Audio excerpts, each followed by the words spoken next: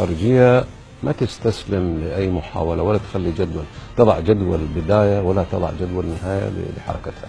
منطق داعش، منطق الإرهاب يراد له منطق موازي ومعادل وكفؤ، وهو منطق الحشد الشعبي. لو طلبت شهادتك دكتور جعفري أن رئيس الوزراء أعطى الأتراك موافقة في بادئ الأمر ثم قيل أنها شفهية، طبعا هناك نفي من جانب.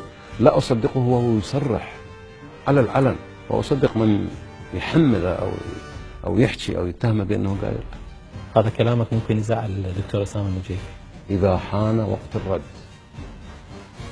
سأرد بدون تردد وأطلع الأرقام اللي عندي. يبلغوك ببعض التهكمات يقولون مثلا يقولون أنت مثلا جايب اسم كونفوشيوس.